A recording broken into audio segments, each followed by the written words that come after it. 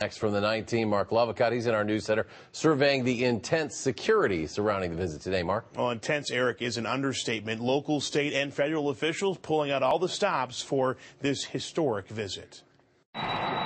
From the moment Air Force One touched down at the Dane County Regional Airport, law enforcement authorities had just one thing on their mind: keeping the leader of the free world safe. We had 150 Madison officers approximately. All told, about 250 local law enforcement personnel were a part of this. From security at the airport to security at Wright Middle School, law enforcement also helped with the 20-mile trip in between for the impressive presidential motorcade, which literally stopped traffic. Road closures and shutting down the traffic flow when it needed to be shut down, and then from that point monitoring away from the motorcade for any type of threats. And the military surveillance from the air, and this security detail rivals any other that these men and women of the Madison PD have likely ever been a part of.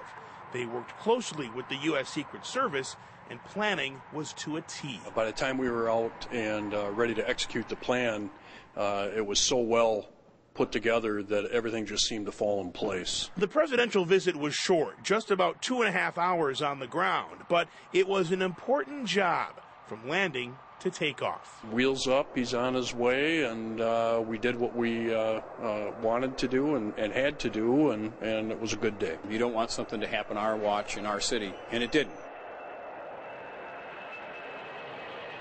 Keep in mind, we're coming off a very busy weekend for Madison police with Freak Fest and the intense police presence on State Street. Many officers working overtime Saturday night, also working overtime today, Eric. And they did a great job out there, and they were very accommodating to everybody involved. Now, speaking of overtime, of course, Mark, got to talk about how much this whole thing costs.